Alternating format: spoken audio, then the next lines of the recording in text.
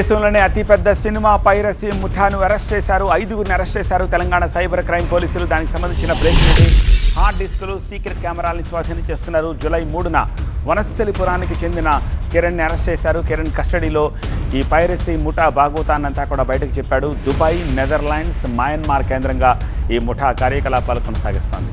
Satellite content, ID, పాస్వర్డ్లను crack చేస్తున్నారు ముఠా. ఏజెంట్లకు టికెట్లు బుక్ చేసి థియేటర్లలో సీక్రెట్గా రికార్డ్ చేస్తున్నారు. సినిమా రిలీజ్ కాకముందే సర్వర్లను హ్యాక్ చేసి వీడియోలను గేమింగ్ సైట్లో అప్లోడ్ చేస్తోంది ఈ ముఠా. ఇంటర్మీడియట్స్ వరకు చదివాడు కీలక నిందితుడు.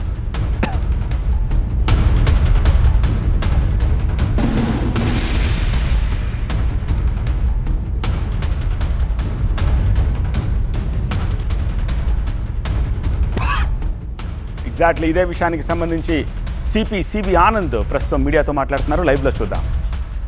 బ్యాన్ అయి ఉంది, ఇప్పుడు దేశవ్యాప్తంగా అది బ్యాన్ ఉంది. దానిపైన అది ఇంకా అమలు కాలేదు, రూల్స్ తయారు చేస్తున్నారు. ఎవరు కూడా దానికి పాల్పడొద్దని రిక్వెస్ట్ చేస్తున్నాము. ప్రొడ్యూసర్స్ అండ్ క్రియేటర్స్ కూడా రిక్వెస్ట్ ఏంటంటే they should take all precautions. ఇప్పుడు మీకు తెలిసిందే, ఇన్ని రోజులు మీరు ఆలోచిస్తున్నారు ఏ విధంగా జరుగుతుంది, అందరిపైన అనుమానం.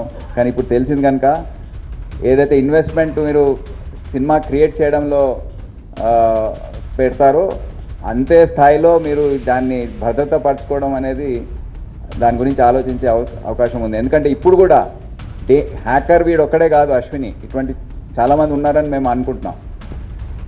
మనము ఎన్ని జాగ్రత్తలు తీసుకున్నా ఆ మీడియా ఏదైతే సర్వర్స్ స్టోర్ చేసే కంపెనీస్ ఏవైతే ఉన్నాయో, డిజిటల్ మీడియా హౌసెస్, వాళ్ళు అన్ని రకాలుగా ఫైర్ వాల్స్ పెడుతున్నారు, టీమ్స్ పెడుతున్నారు. కానీ వాళ్ళకి అర్థం కాలేదు, ఇది 24/7 వాచ్ చేసే ప్రక్రియ.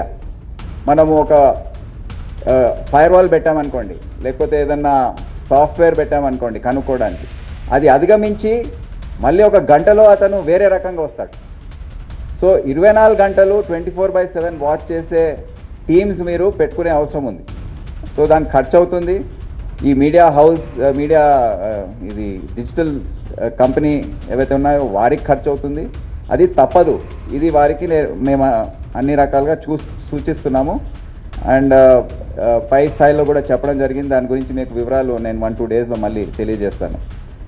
Hosting companies, ISPs and intermediaries ఏవైతే ఉన్నాయో వారికి కూడా ఇన్ని రోజులు థియేటర్ వాళ్ళు అనుకున్నారు, అరే మా వాచ్మెన్ చేసి ఉంటాడు, లేకపోతే ఆ సినిమా ఎవడు ఆపరేట్ చేసేవాడు చేసి ఉంటాడని వాళ్ళు అనుకున్నారు. కానీ అది కాదు, ఆ హ్యాకింగ్ బయట నుంచి అవుతుంది.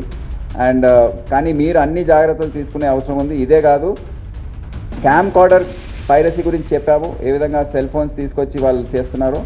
సో అది మనము జాగ్రత్తగా చూసుకునే అవసరం ఉంది. అన్ని చర్యలు చెక్కింగ్ చేయడానికి ఎవరెవరు అనుమానాస్పద పరిస్థితులు మీకు కనిపిస్తున్నారో వాళ్ళని ఐడెంటిఫై చేయడం.